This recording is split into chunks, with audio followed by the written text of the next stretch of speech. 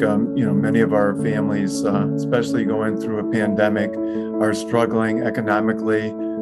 So a lot of our barriers actually come from outside the school. Many of our students have a very tumultuous family and personal life. These students come to us physically and emotionally very fragile. We are a very transit community where we have a lot of people moving in and out all the time.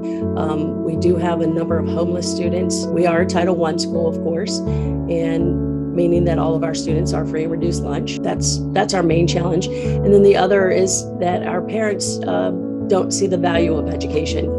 Well, Matter Academy is like 85% free and reduced lunch. It took us forever to just get the parents to understand the value of a college education. We had to get that community, those parents, the kids, to understand that there was more than just being a blue-collar worker. And that was basically our biggest challenge. Our biggest challenges are, 91% of our population is economically disadvantaged. So we are dealing with home factors. We're dealing with students who are first generation high school graduates. We're dealing with students who are first generation students to attend college. Our students experience lots of challenges just in terms of socioeconomic challenges. That can be, food insecurity. It can be housing instability. The biggest challenge is we have families that are economically challenged.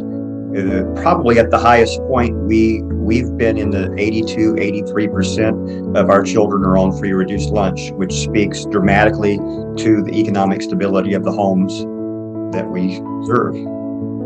I would say the biggest challenge for Montclair Elementary School and the community is poverty, generational poverty. In a lot of cases, there's crime as well. But overall, generational poverty and overcoming the experiences and the exposure that the students have and catching them up academically is probably the biggest challenge day to day. One of the biggest challenges at Oak Creek is we have a high population from Central America.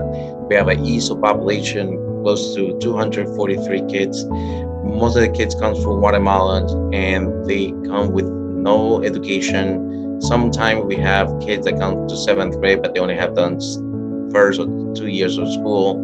And that's a big challenge for our school. The reading level of our students is usually pretty low, 75% below grade level. That's the biggest challenge, I think, is the literacy piece. And COVID made it even a little bit more challenging for our kids because they got kind of an interesting, we did simultaneous instruction last year, so we had kids at home. So there's a struggle with getting kids to adapt to that as well. We're also 90% free reduced lunch. So you get, students that come in possibly with, trauma from when they were current issues that they're going through or from when they were a child. Our children come from a lot of different backgrounds, and for many of our children, school is the safest place that they're going to see in a 24-hour period.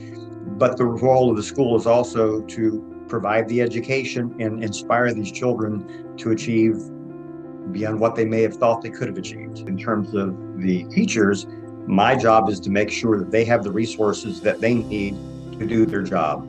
Of course, the students' education and their academics is my top priority and my number one job, but you have to take care of all the other needs first for that to even take place. So we become everything to the students. So my job would be to lead by example for the teachers so they can see that how I take care of the needs. For the students to make sure they can learn, so then they can also do the same thing to make sure that the whole child is taken care of. Our role is to provide a world-class education to every student that comes into our school. We have high expectations of our students, and therefore we must provide them with tools to be successful. In the present state of affairs, this means providing physical and emotional nourishment. For these students, we're nurturing them. We give them a lot of caring. Every teacher works hard and make sure that the kids learn every day and feel like this is a home, not just a school. And that's what makes this school so unique. It's a place for them to feel comfortable and feel safe. I do think that's a big aspect of what we provide. I always say, look, all we can do is create an opportunity to get growth out of those students over a year. So we really hammer that home to the teachers. Like, if we look at proficiency, we're going to be very frustrated. But if we look at growth, that's what we pride ourselves in. I think one of our pieces of success has been we've really rallied around our academic improvements and really sent the message to all the kids that, you know, we're in this together. It's one big learning community, and that they have the capacity to do it. And over the years, my role has really been to lead that with staff, but also with the students. This school did not have algebra, did not have geometry, and now we have all those things. Our whole school is a family atmosphere where a 7th grade teacher is not just worried about the 7th graders or a 7th grade homeroom. That's just, everybody's all in, and we make sure that everyone is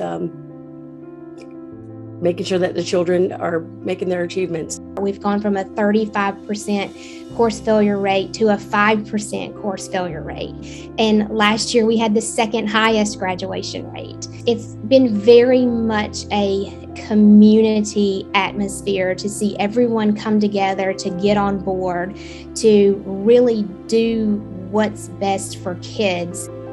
We have to educate these kids well beyond school. We have to educate them as to what is out there in life and what can be happening for them beyond their circle.